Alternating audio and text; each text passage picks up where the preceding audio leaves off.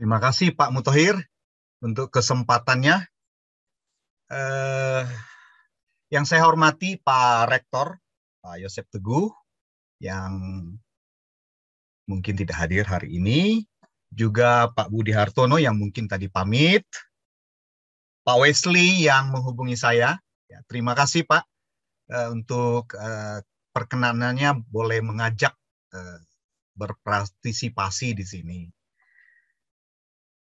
Terima kasih juga Pak Moderator yang meng-guide kita dengan luar biasa.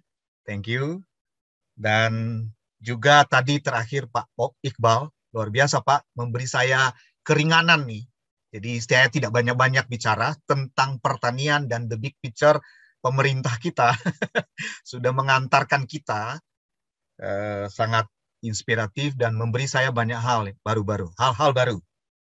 Juga Bapak Ibu, kolega, rekan-rekan dosen, dan juga mungkin rekan-rekan peneliti yang mungkin bersama-sama care dengan bidang pertanian dan juga teknologi digital. Dan seluruh peserta webinar hari ini. Hari ini adalah Hari Sumpah Pemuda dan saya teringat sebuah artikel tahun lalu pada saat Sumpah Pemuda juga bahwa tahun ini kita petaninya berkurang 1 juta. Itu berarti bahwa petani kita ini udah semakin nggak tahu kemana. Kalau kawan saya tadi di Facebook, dia mengatakan, tanyakan pada pada rumput yang bergoyang. Saya bilang ke dia, ya tentu kita tahu. Nah, jadi saya setuju istilah ini, bertani itu hebat dan menjadi petani itu keren. Dan 1 tahun belakangan ini memang saya rada agak concern, tertarik dengan pertanian. Ya, ini sedikit saya dari Universitas Katolik Parahyangan di Teknik Informatika, dan memang bidang saya banyak WSN. Nah, ini saya akan kenalkan garis besar saya hari ini. Tadi Pak Muhammad Iqbal cerita soal apa tadi? Mie goreng kah itu nasi goreng? Nggak enak Pak kalau tanpa cabai keriting. Ini tanaman di belakang rumah yang juga saya memang bercocok tanam selama pandemi 2 tahun belakangan. Jadi senang pertanian, rupanya anak kampung meskipun ke kota tetap senang pertanian ya rupanya. Saya dari Sumatera Utara, Nias tepatnya. Ya, saya akan bicara ini dengan cepat karena menolong juga tadi presentasi Pak Iqbal. Jadi bidang saya memang WSN. Saya tertarik WSN dulu tahun 2016 atau 2000 sebelumnya, tapi saya banyak di gunung. Ya, deteksi gempa vulkanik saya coba selidiki, tetapi karena begitu berat, ya Medan harus didatangi ke bodi gunung, maka setelah 2018 saya mulai berpikir untuk hal-hal lain. Bagaimana memanfaatkan jaringan sensor nikabel ini di bidang lain. Dan tahun-tahun terakhir saya mulai masuk ke agriculture.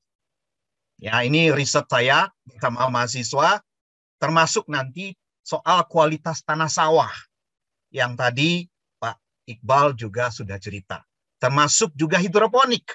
Meskipun hidroponik itu termasuk pertanian modern, tetapi tidak semua menggunakan teknologi digital yang berkaitan misalnya dengan IoT maupun WSN.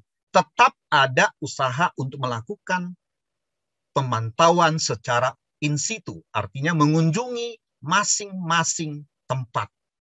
Nah, itu juga sesuatu bagi kita sebenarnya, orang IT, untuk menolong, untuk membantu. Ya. Nah, ini yang terakhir semester lalu, yaitu bidang saya WSN. Nah, ini yang saya amati, yang saya mendapatkan satu situasi dalam kondisi saya sebenarnya. Saya melihat ini terutama kalau saya bayangkan petani-petani yang di daerah-daerah ya. Kalau kita di Jawa ini mungkin sudah modern lah ya sedikit ya. Walaupun masih di tataran revolusi industri 3.0 sebenarnya. Karena masih bagian traktor atau penanaman yang menggunakan mesin. Ya, jauh, remote, tidak memiliki infrastruktur listrik. Ya, biasanya bukan begitu. Di daerah mana mungkin pasang listrik di tengah-tengah hutan, di sawah, kemudian apalagi internet, sangat luas tersebar, ya, dan mungkin juga sulit ya dijangkau oleh kendaraan bermotor. Ini situasi pertanian di kita. Ini sekali lagi kacamata saya kacamata lebih jauh ya di pelosok yang notabene juga pangan atau padi berasal dari situ. Kemudian pemantauan biasanya kadang karena accident ya. Accident aja tiba-tiba sawah ini kok jadi mengering. Kok tiba-tiba kok menjadi begini? By accident atau kalau pemantauan pun menggunakan peralatan portable di bawah tangan. Dan bayangkan, 1 hektar dikunjungi satu-satu, melelahkan. Beli alat banyak, 100, berarti butuh 100 orang memantau. Ini sesuatu yang menurut saya tantangan bagi kita petani sebenarnya. Saya di belakang rumah tanam cabai beberapa pohon, jadi saya terpaksa pindah-pindah, ya, seperti yang terlihat di gambar ini. Ini yang saya maksud, alat detektor pH, kelembaban tanah, dan intensitas cahaya yang portable, yang di bawah tangan.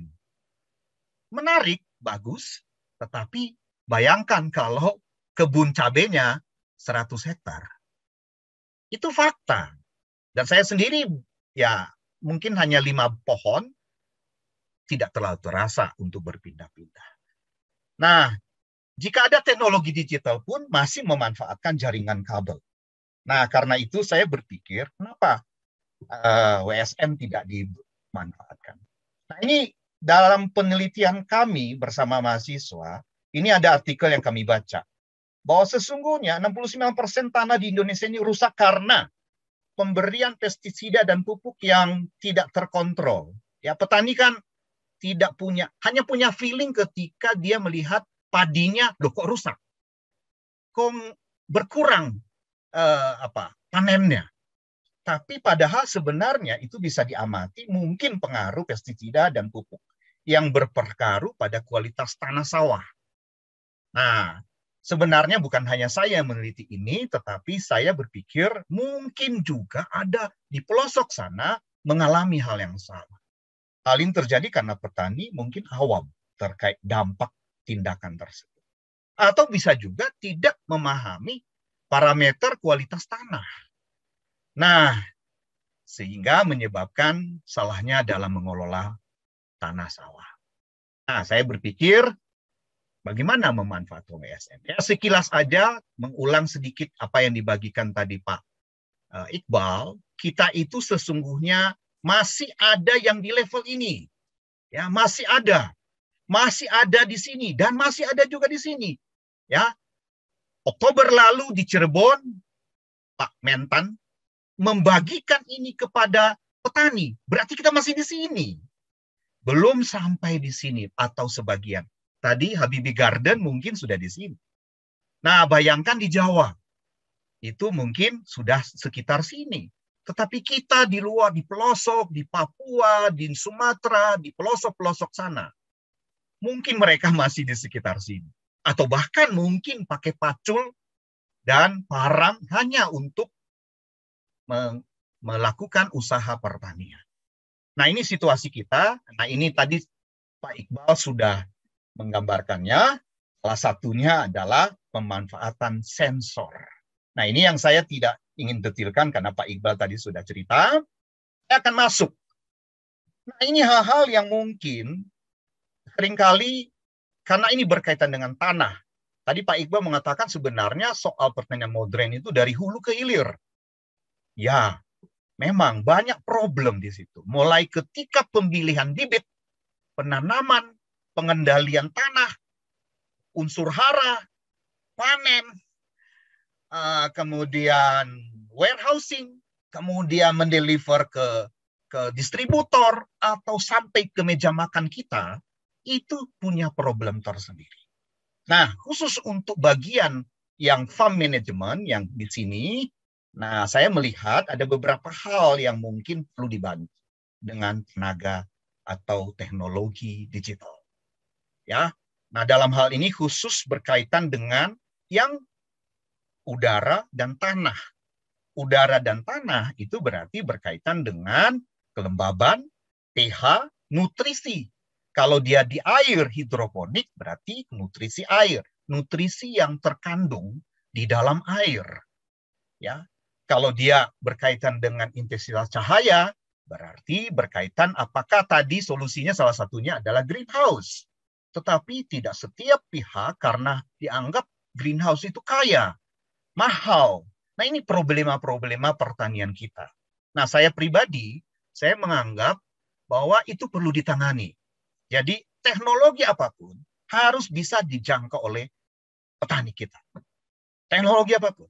Kenapa? Karena mereka menganggap solusi yang ada adalah milik orang kaya yang mampu mengadakan solusi itu.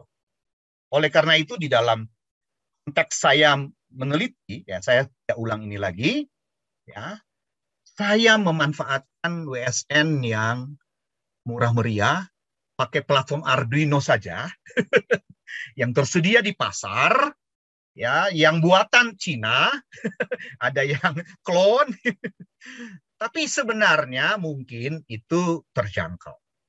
Nah, jadi WSN apa? Jadi pada dasarnya WSN itu adalah sama seperti tadi disebut Pak Iqbal, adalah sejumlah sensor disebar di sebuah tempat dan dihubungkan melalui sebuah base station, sink namanya.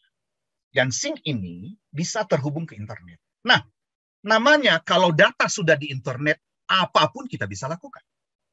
Mau controlling, mau memilih, melihat pattern-nya, mau mendapatkan insight dari data itu, ya terserah orang informatika lah. Apakah itu data gambar ataupun data numbers atau data teks. Ya, yang penting adalah ini ditangkap. Nah, salah satu sumber data, big data menurut saya adalah adanya penyebaran sensor yang begitu masif di sebuah wilayah. Ya. Jadi dalam pemahaman saya tentu ini penting. Nah, ini kira-kira gambaran kalau di tengah-tengah pertanian, ya, disebar seperti ini, Bapak Ibu, ya, disebar. Ya, nanti saya akan kasih tahu yang demo, yang sistem yang saya bangun atau kawan-kawan dengan mahasiswa bangun, ya seperti ini, ya. Jadi intinya prinsipnya adalah memanfaatkan node sensor near kabel di mana akan dipasangkan sensor-sensor yang dibutuhkan oleh area setempat.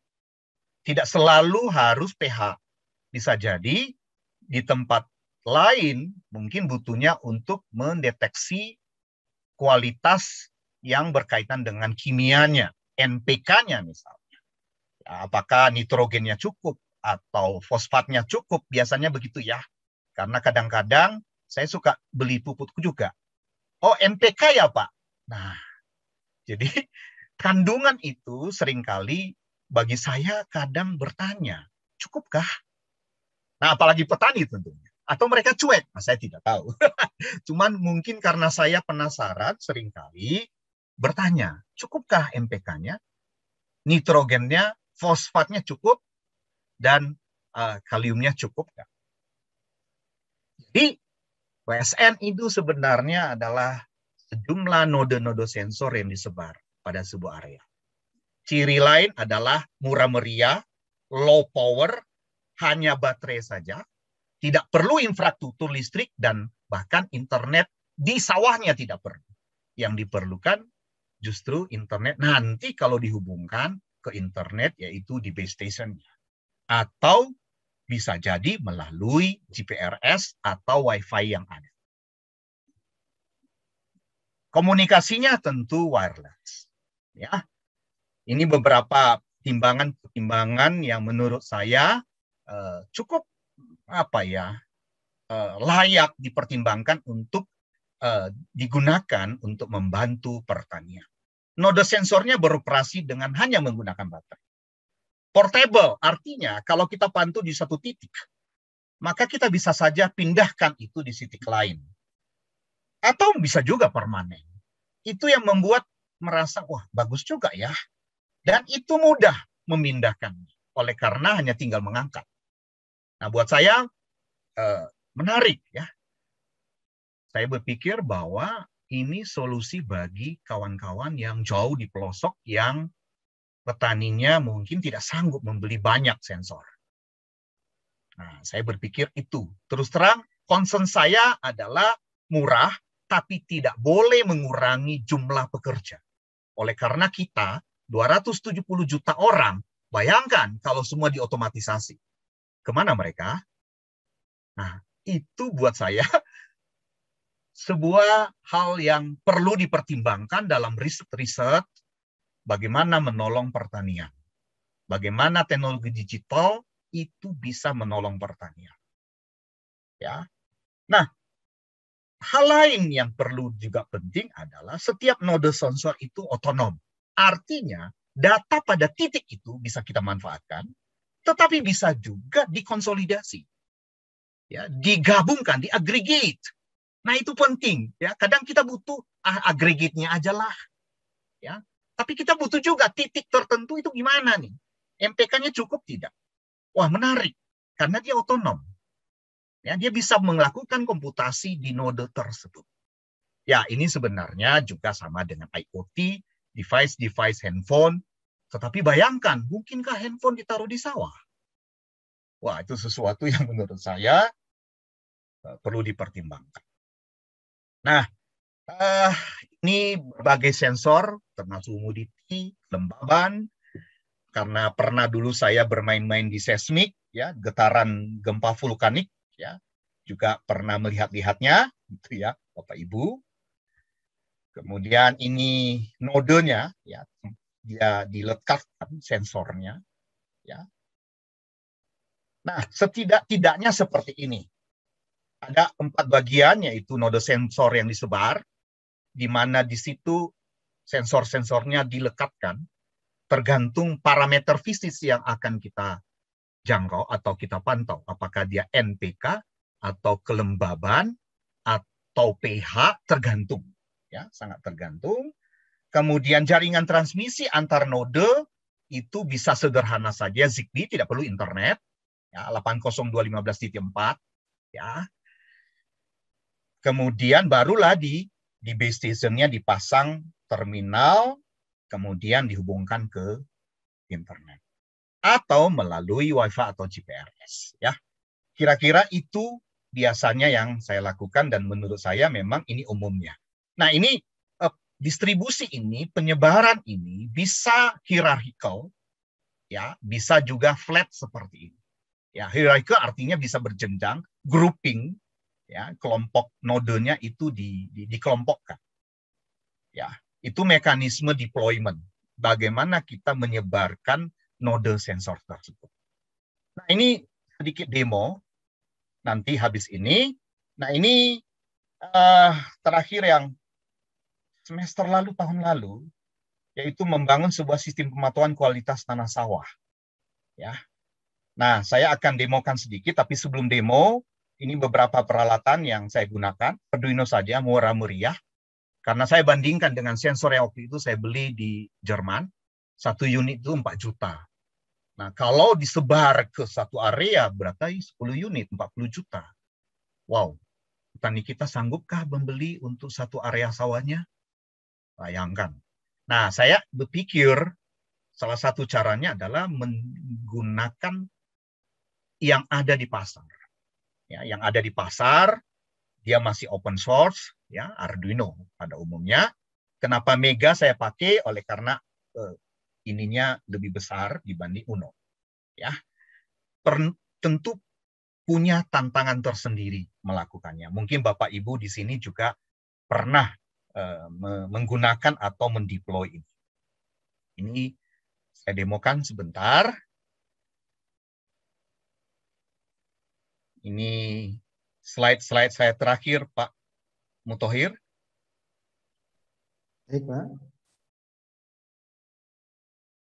Ada 2 demo yang saya akan sampaikan, Bapak Ibu. Yang dipantau di sini adalah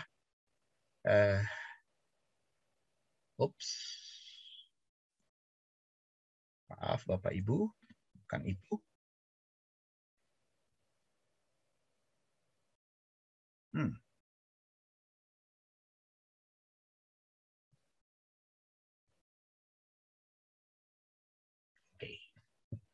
Nah, ini ya di Jawa Barat, daerah sawah, satu kapling sawah luasnya begitu rupa. Tentu tidak cukup untuk 3 sensor, memantau 3 sensor. Nah, kemudian ini di ujungnya di web base, ya, kita bisa memantau kelembaban, keasaman, suhu tanah, suhu udara pada waktu itu secara real time, ya. Dan kita bisa tahu fluktuasi dari setiap parameter fisik ini. Ya, saya tidak akan selesaikan karena hanya ini yang bisa saya demokan. Yang penting dapat feelingnya, dapat intinya. Itu pertama, Bapak Ibu.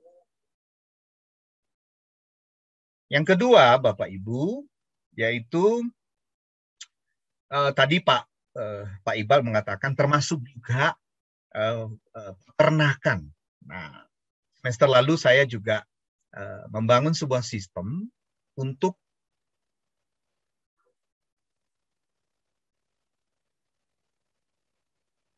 tambak udang di sebuah wilayah di daerah Sukabumi. Nah, ini dibandingkan dengan peralatan yang selalu dibawa ke tengah-tengah tambak udang. Nah, tambak udangnya juga tidak kecil, Bapak Ibu. Ya, besar sekali. Ya, ini saya tidak akan ini dia. Nah, ini kira-kira pada saat dilakukan instalasi besar sekali di daerah tepi laut Sukabumi, ujung genteng.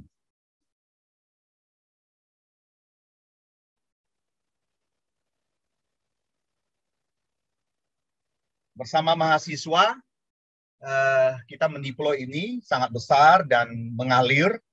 Tentu perlu usaha. Bagaimana caranya supaya jangan hanyut, supaya jangan hanyut. Ya, itu tantangan deployment lah ya. Itu bukan sesuatu yang terlalu sulit sebenarnya, asal kita mau saja. Kemudian ditampilkannya ke layar secara real time.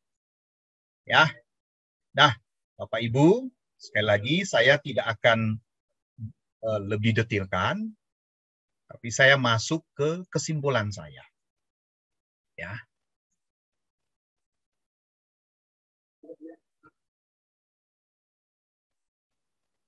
Nah, kesimpulan saya. Tadi Pak Iqbal sudah memberi gambaran. Masih luas kalau itu sebagai riset. Ya. Kalau itu kita sebagai riset orang informatika. Masih luas, masih banyak.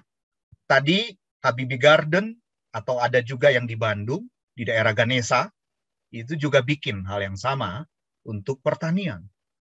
Ya, ada juga digital online, tani online, bertani online ada juga, tapi masih banyak tantangan kita, Bapak Ibu. Jadi menurut saya pertanian, pertama saya berpikir bahwa kita harus mengutamakannya. Tadi Pak Iqbal juga mengatakannya. Karena itu semacam apalah ya, istilahnya itu ketahanan kita artinya sama dengan militer ya Pak Iqbal ya. Kalau kita nggak makan, lapar, gimana kita bisa bekerja? Kedua, teknologi kita masih berpeluang besar untuk membantu sistem pertanian dari aktivitas hulu, ya, dari awal sampai akhir. Masih banyak saya lihat peluangnya.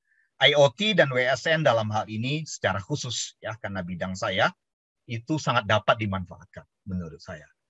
Baik dalam skala kecil, maksudnya di rumah, maupun skala besar. Kemudian, perlu diupayakan agar teknologi ini dapat dijangkau oleh petani. Nah, ini yang menjadi concern kita mestinya ya, supaya mereka dapat menjangkau. Baik dari sisi pengetahuan, mereka nyandak gitu loh ya. Jangan sampai nggak nyandak gitu.